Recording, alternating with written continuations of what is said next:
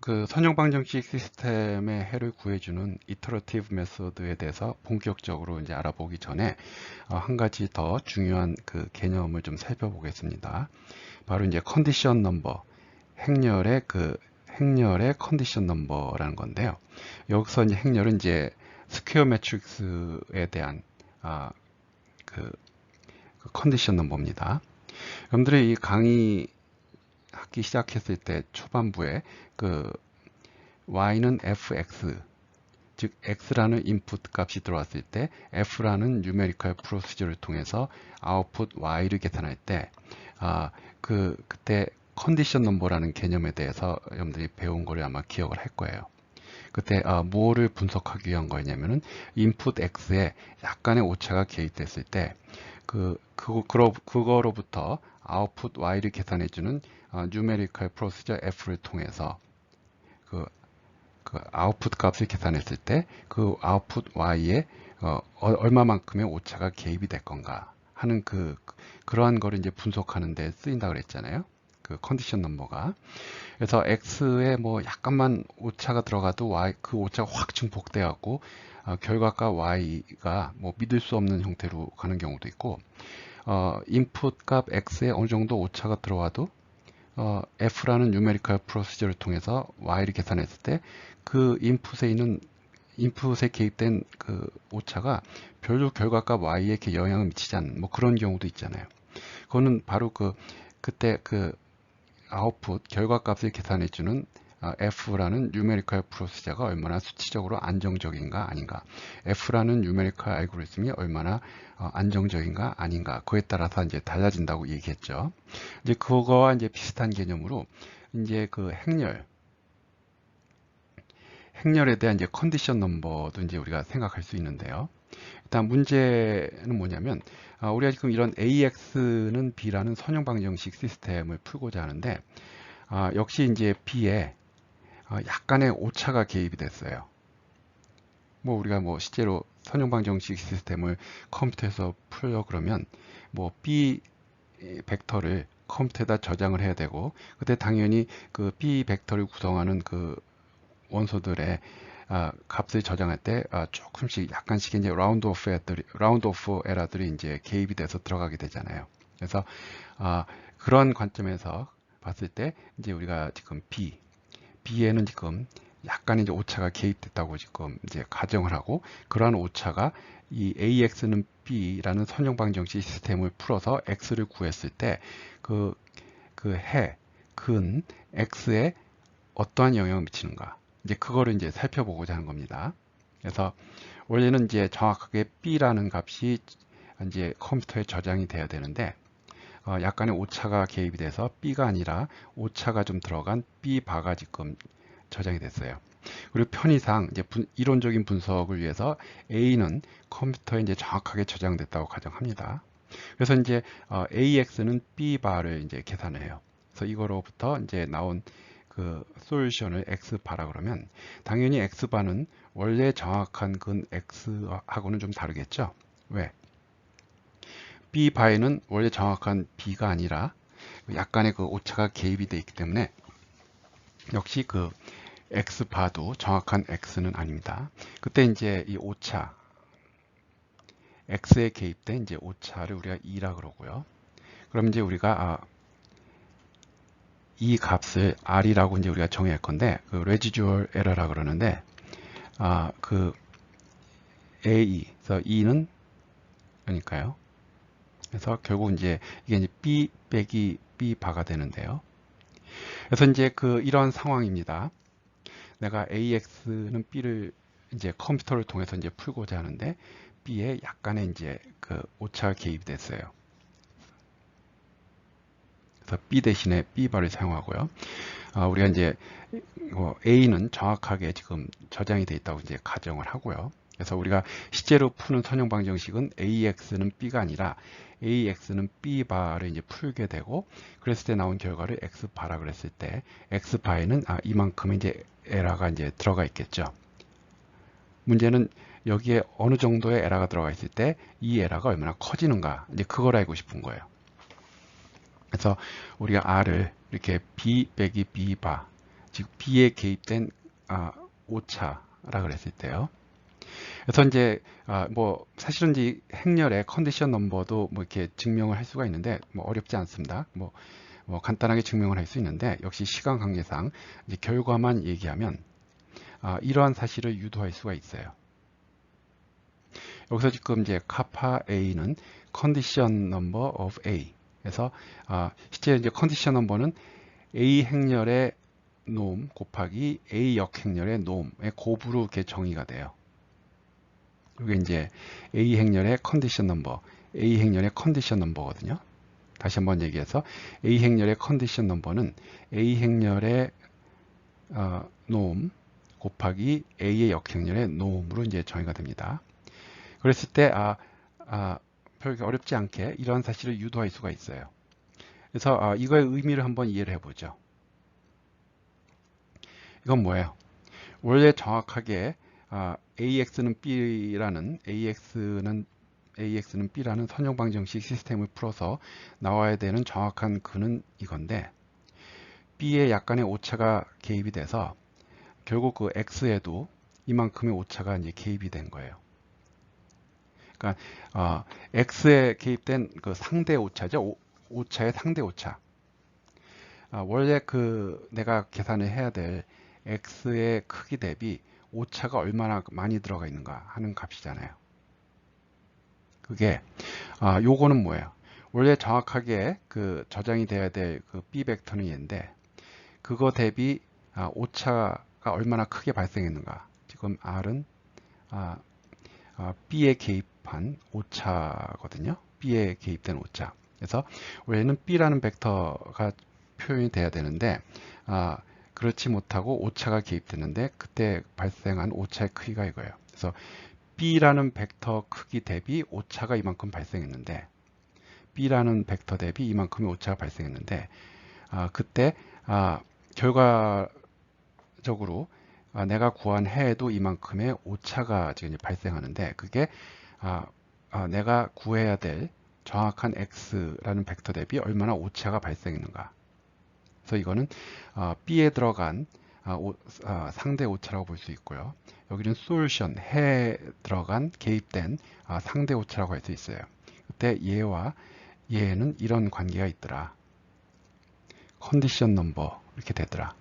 물론 이건 어퍼 바운드이기 때문에 이퀄이 아닙니다. 이퀄이 아니고 어퍼 바운드인데 일단 이제 개념적으로는 이 값이 굉장히 크면 이 값이 굉장히 커질 수 있는 가능성이 있는 거잖아요.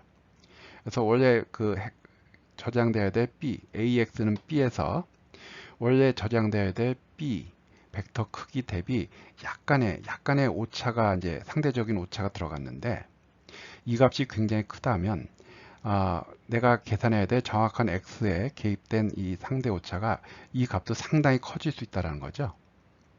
이 값이 상당히 커진다는 건 뭐예요? 오차가 굉장히 커진다는 의미가 되잖아요. 그렇죠?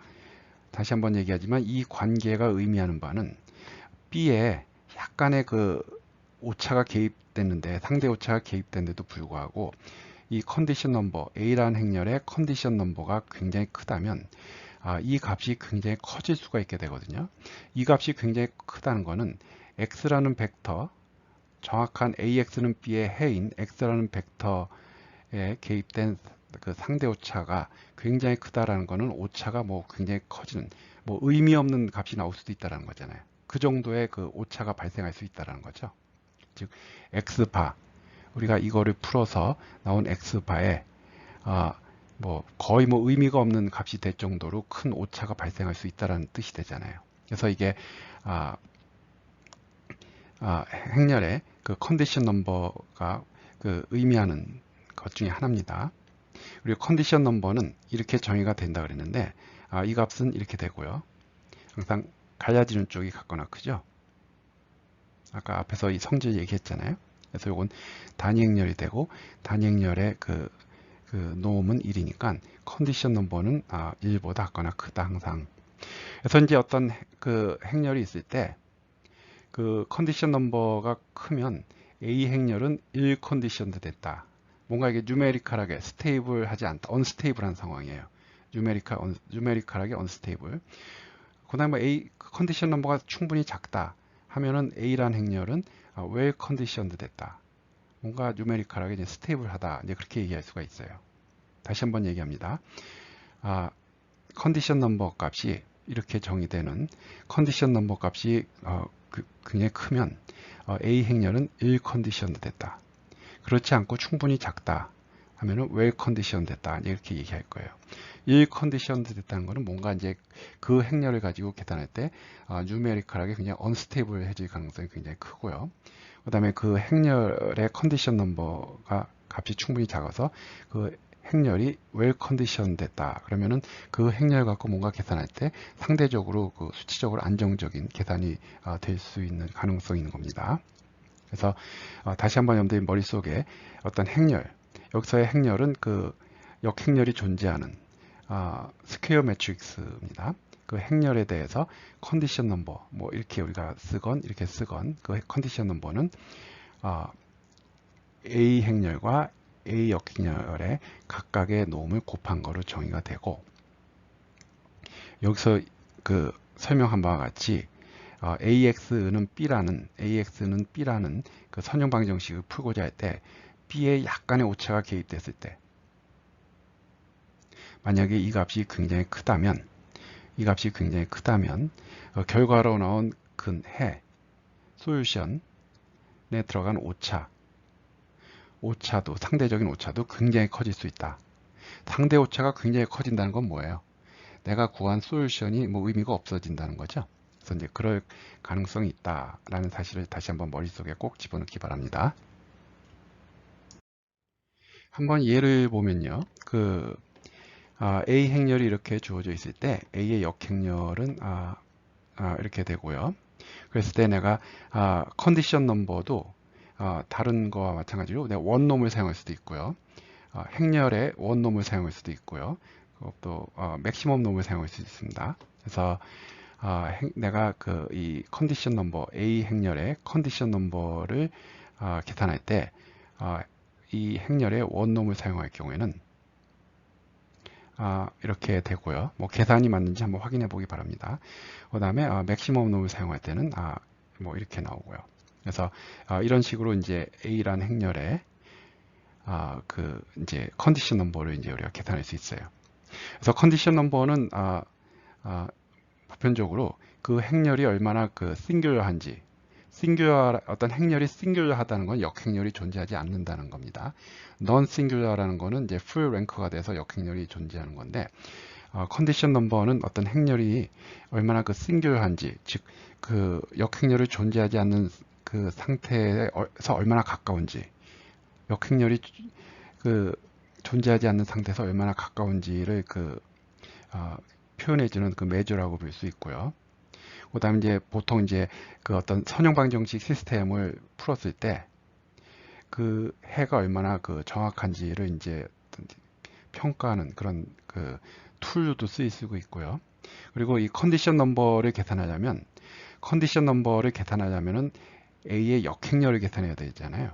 근데 앞에서도 뭐 몇 번 얘기했듯이 어떤 행렬의 역행렬을 계산한다는 것은 굉장히 비용도 많이 들고 그 자체가 수치적으로 굉장히 불안정한 그런 가능성이 있는 그런 어려운 계산이에요. 그래서 어떤 행렬의 컨디션 넘버를 계산할 때도 정확하게 역행렬을 계산해서 컨디션 넘버를 계산하는 게 아니라 그거를 이제 근사적으로 추정을 해줘요. 에스티메이션 하거든요.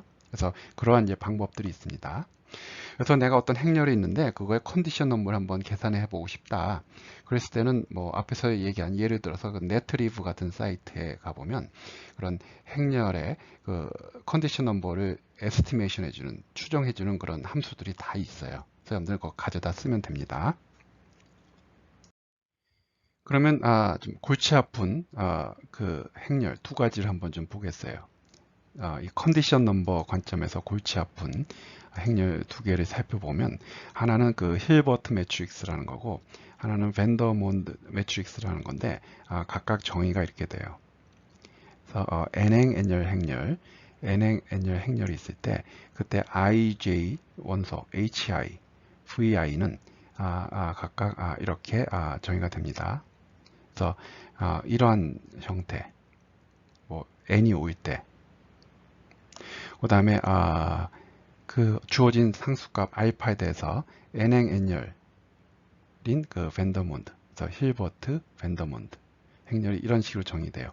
벌써 이렇게 이름이 붙을 정도면 실제로 응용 문제를 풀 때 뭐 자주 나타나는 그런 형태의 그 행렬이에요. 그래서 보편적으로 이제 뭐 종종 나타날 수 있는 그런 행렬인데, 그래서 이러한 행렬의 이제 컨디션 넘버를 한번 봤더니 만만치가 않죠. 무슨 이 숫자들이 만만치가 않죠. n이 10일 때, 20일 때, 40일 때, 80일 때. 지금 요 힐버트 매트릭스에 대해서는 투놈을 사용했고요. 그 다음에 이 밴더몬드 매트릭스에 대해서는 맥시멈 놈을 사용했는데, n이 점점 커질수록 굉장히 큰 컨디션 넘버가 이렇게 나오게 됩니다. 다시 뭐 80행 80열짜리 행렬, 또 그 행렬을 이용한 선형방정식 시스템이 뭐 이렇게 사이즈가 큰 문제가 전혀 아니거든요. 그럼에도 불구하고 컨디션 넘버가 이렇게 엄청나게 크다라는 거는 이 행렬들을 가지고 뭔가 계산을 한다는 거는 수치적으로 굉장히 불안정해질 가능성이 있다라는 거예요. 특히 이제 이런 행렬을 A 행렬로 사용해서 AX는 B라는 선형방정식을 풀 때 수치적인 안정성에 매우 문제가 발생할 수 있는 여지가 있는 겁니다. 벌써 컨디션 넘버가 이렇게 된다는 건 이게 범상치가 않은 상태잖아요. 그래서 이러한 행렬들을 A 행렬을 사용해서 AX는 B인 선형방정식을 풀 때는 뭐 심각한 이제 문제들이 발생을 하게 될 거예요. 그래서 여러분들이 얼마나 심각한 문제가 발생하는지 한번 여러분들이 감을 잡기 위해서 한번 AX는 B라는 선형방정식을 한번 풀어봤어요. 그 어떠한 방법을 통해서 풀었냐면은 그 우리가 앞에서 배운 가우시안 엘리미네이션 with scaled partial pivoting 해서 그 샘플 코드 퍼블릭 도메인에서 갖고 온 그 샘플 코드 보여준 거 기억나죠? 그 함수를 이용해서 한번 그 AX는 B라는 선형방정식을 풀어봤습니다. 그래서 처음에는 이제 A는 랜덤 매트릭스, 즉 뭐냐면 요 n행 행렬인데 원소 값을 그 랜덤 넘버로 생성을 해갖고, 즉 n 곱하기 n개의 원소들을 각각을 랜덤 넘버로 생성을 해서 한번 그렇게 만든 A 행렬에 대해서 선형방정식을 풀어봤어요. 그리고 해가 모두 1.2가 되도록 이제 그렇게 구성을 했습니다. 그 x 벡터의 원소들이 다 1.2가 되도록 구성을 했어요. 그랬을 때 이제 n이 2일 때 2행 2열, 3행 3열, 4행 4열 이렇게 이제 n 이 선형방정식 시스템의 크기, 디멘전을 이제 크게 하면서 한번 풀어봤어요. 근데 각각의 경우에 대해서 뭐 이 경우는 이제 7행 7열, A가 7행 7열이죠. 그래서 49개 각각의 원소들을 랜덤 넘버를 생성해서 AX는 B를 구축한 다음에 풀었는데 n이 이렇게 점점점 커져도 뭔가 대충 그 값들이 1.2 근처에서 나오고 있죠. 이게 싱글 프리시전, 즉 4바이트를 사용하는 플로트 타입을 가지고 계산을 한 거라서 싱글 프리시전은 뭐 앞에서도 여러 번 얘기했듯이 10진수로 정밀도가 뭐 보통 5, 6, 7 정도, 한 6, 7 정도라고 여러분들이 생각하면 될 겁니다. 즉 32빗 4바이트를 사용하는 플로트, 싱글 프리시전이 표현할 수 있는 10진수의 정밀도는 이 숫자가 뭐 5개에서 8개라 그러는데 뭐 보통 6, 7개 정도 여러분들 보면 될 거예요. 그래서 이 정도면 n이 커져도 상당히 뭐 대부분 그 해들이 x 벡터의 원소들이 비교적 안정적으로 구해지고 있는 것을 볼 수 있어요. 그래서 이 가우시안 엘리미네이션 with scaled partial pivoting은 기본적인 가우시안 엘리미네이션 방법을 수치적으로 좀 더 안정적으로 풀기 위해서 변형한 방법이잖아요. 그렇죠? 이 가우시안 엘리미네이션 with scaled partial pivoting 방법이요. 그래서 이제 n이 이게 점점 커질 때도 뭐 n이 32일 때도요. 뭐 상당히 뭐 다 1.2에 해당하는 그런 그 값들이 잘 구해져 있음을 볼 수가 있습니다. 같은 방식으로 이제 힐버트 매트릭스에 대해서 똑같은 걸 한번 해봤어요. 힐버트 매트릭스 HNX는 B. 그래서 해가 1.2 모든 원소들 X의 원소들 1.2가 되도록 B를 우리가 구성을 한 다음에 한번 풀어봤는데 똑같이 그 가우시안 엘리미네이션 with scaled partial pivoting 방법 그 함수를 써서 풀어봤어요.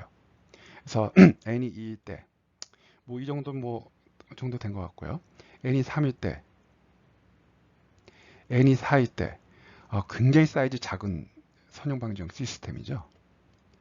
근데 조금 이제 여기 문제가 좀 이제 보이기 시작합니다.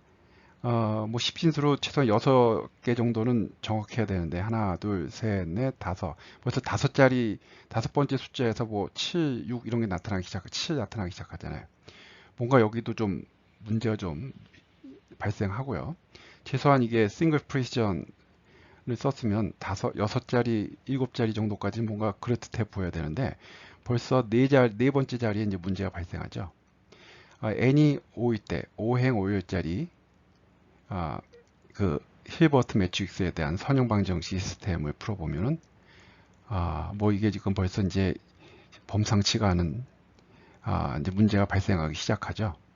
그래서 n이 12 정도 되면 모든 값들이 1.2 주변에 나타나야 되는 으로 그 계산이 돼야 되는데 뭐 0.6도 나타나고 0.5도 나타나고 뭐 마이너스 0.09도 나타납니다. 이제 n이 16일 때 보면은 거의 뭐 별 의미 없는 값이 구해졌다고 보면 될 것 같아요. 모든 값이 1.2 주변에 있어야 되는데 별 이제 의미가 없는 해가 구해졌죠.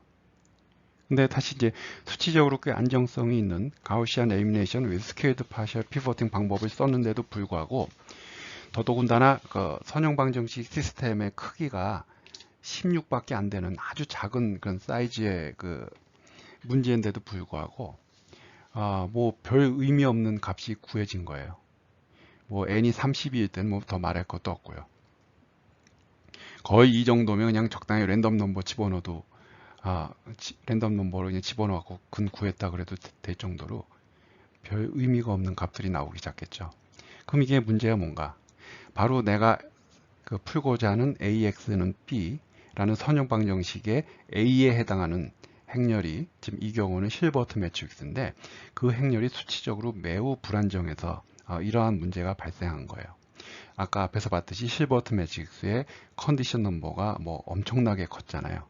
그래서 바로 그런 컨디션 넘버가 크다라는 게 바로 실제로 그런 행렬을 가지고 뭔가 계산을 하고자 할 때 특히 여기처럼 그 행렬을 A 행렬을 써서 그 선형방정식을 풀고자 할 때 굉장히 그 이제 심각한 문제를 발생하게 되는 거죠. 그래서 여러분들이 이러한 개념을 한 번도 배운 적이 없다. 그러면 여러분들이 어떤 문제를 풀고자 하는데 뭐 조그만 선형방정식 하나 풀어야 되더라. 그래서 퍼블릭 도메인에 있는 좋은 수치적으로 안정된 검증된 코드를 가져다가 내가 이 사이즈가 작은 뭐 16 정도 되는 행렬에 대해서 선형방정식을 풀었을 때 검증된 방법을 가져다 썼으니까 뭐 이 결과는 100% 믿을 수 있겠지 하고 넘어갈 수도 있겠죠. 근데 그 여러분들이 막 뭐 몇만 줄짜리 그 수치 계산을 하는 소프트웨어를 개발했는데 그 몇만 줄 안에 그 몇 줄이 요게 딱 들어가 있으면 그리고 이제 계산해 봤더니 영 엉뚱한 결과가 나오더라 수치적으로. 그러면 여러분들이 그 디버깅은 어떻게 할 것 같아요?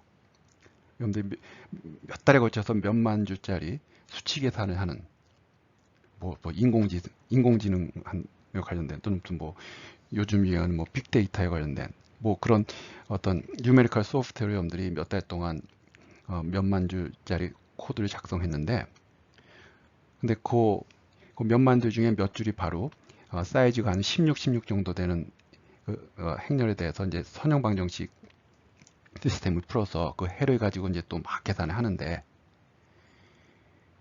그래서 이제 그 코드를 다 개발하고 한번 테스트 해봤더니 항상 뭔가 좀 이상한 값이 나오더라. 어떤 때는 뭐 죽어버리기도 하고 어떤 때는 직관적으로 너무나 생각과 안 맞는 결과가 나오고요. 그런 상황일 때 여러분들 이거 어떻게 디버깅 할까요? 이런 선형 방정식 시스템에서 AX는 B를 풀 때 A란 행렬의 컨디션 넘버가 클 때는 이러한 심각한 문제가 발생할 수도 있다는 사실을 모르는 상태에서는 뭐 여러분들 그 소프트웨어 디버깅 못할 겁니다. 아마 꿈에도 생각은 못했을 거예요. 이런 작은 사이즈의 그 선형 방정식 시스템을 그 퍼블릭 도메인에서 검증된 그런 함수를 가져다가 해를 구했는데 거기서 이러한 거의 뭐 랜덤 넘버 나오듯이 한 이런 결과가 나오리라고는 뭐 상상도 못할 거 아니에요. 다른 쪽에서 디버깅 한다고 거기만 들여다보고 있겠죠. 그래서 여러분들은 많이 배워야 됩니다. 특히 이제 점점 갈수록 우리가 컴퓨터를 가지고 응용할 수 있는 분야가 더 뭐 원래도 그랬지만 점점 더 넓어지고 있고 그 얘기는 뭐냐면 점점 과거보다 더 많은 수치 계산을 해야 될 그 필요성이 점점 생기고 있는 거거든요. 그래서 여러분들이 이런 수치 컴퓨팅, 이런 수치적인 안정성, 또 어떠한 효과적인 수치 알고리즘을 사용할 건지 하는 그런 거에 대해서 여러분들이 개념이 있어야만 여러분들이 이제 졸업하고 나가서 여러분들이 뭔가 풀 수 있는 문제들의 범위가 넓어지고 내가 활용할 수 있는 툴이 많아지게 되는 겁니다. 그래서 그런 관점에서 한번 이 컨디션 넘버, 행렬의 컨디션 넘버도 다시 한번 잘 생각해 보기 바래요. 행렬의 그 컨디션 넘버를 활용한 그 분석 예를 하나 더 보도록 하겠습니다. 우리가 지금 이러한 그 선형 방정식을 풀고자 하는데 지금 여기서 미지수는 x하고 y입니다. 그래서 여기 개수가 1.0, 1 더하기 입실론, 1 빼기 입실론, 1.0. 그다음에 b에 해당하는 ax는 b에서 b에 해당하는 값이 a1, a2. 그래서 요거를 이제 행렬 형태로 표현하면 이렇게 표현이 되고요. 그래서 a 행렬, x 벡터, b 벡터, 그리고 입실론은 0보다 큰 어떤 값이라고 한번 얘기해 보죠. 그래서 여기 이제 a 행렬이 되고 a 행렬의 역행렬은 뭐 이렇게 됩니다. 그랬을 때 우리가 지금 맥시멈 놈을 사용했을 때 a 행렬의 맥시멈 놈은 각각의 행에 대해서 그 절대값들을 다 더한 거, 그 중에 가장 큰 게 맥시멈 놈이라고 그랬죠. 그래서 이렇게 더하고 요거 절대값 더하고 절대값 더하기 절대값 더하기 절대값 했을 때 입시온이 양수기 때문에 지금 맥시멈 놈은 2 곱하기 입시온이 나오고요. 이거에 대해서도 그 맥시멈 놈을 계산해 보면 A의 역행렬의 맥시멈 놈은 이렇게 나와요. 그래서 A 행렬의 컨디션 넘버를 계산해 보면 이거 곱하기 이거니까 2 더하기 입시온 자승 나누기 입시온 자승. 그다음에 입시온은 양수니까 이거는 요거 빼버리고 이렇게 이제 부등호가 나오면서 이렇게 4 나누기 입시온 자승보다 크더라. 근데 입시온이 0.01보다 같거나 작으면 그 컨디션 넘버는 이제 4만보다 커지게 되거든요. 그럼 아까 앞에서 얘기한 이 컨디션 넘버의 의미를 생각을 해보면 B에 들어간 약간의 그 아주 작은 상대 오차 값에 4만 배를 곱한 거에 해당하는 것만큼 솔루션의 이 선형 방정식 시스템에 해 상대 오차가 발생할 수 있다는 거니까 상당히 이제 문제가 발생할 수 있는 여지가 발생한다는 거죠. 그래서 근데 잘 봐봐요. 입시온이 점점점 작아질수록 컨디션 넘버는 굉장히 빠르게 커지겠죠.